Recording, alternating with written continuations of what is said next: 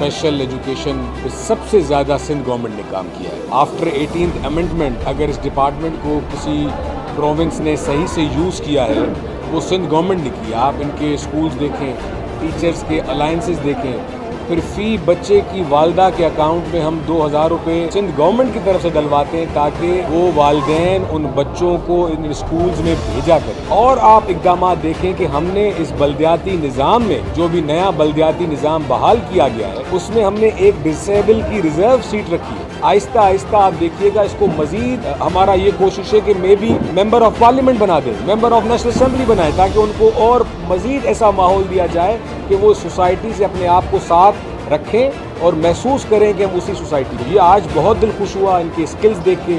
ہم ٹیچرز کو خراج تحسین پیش کرتے ہیں. 2001 میں آپ کا جو کراچی کے میئر تھے نعمت اللہ خان, ناصر شاہ صاحب, ادی فریال تالپور, علی گور مہر صاحب, ملک اسد سکندر صاحب, یہ سب ڈائریکٹ ناظم ہوئے تھے. پھر 2004 میں 5 میں جب دوبارہ مصطفیٰ کمال صاحب, دوبارہ ناصر شاہ صاحب, جب یہ دوبارہ ڈائریکٹ ہوئے تھے تب تو ان کو کوئی پرابلم نہیں تھا.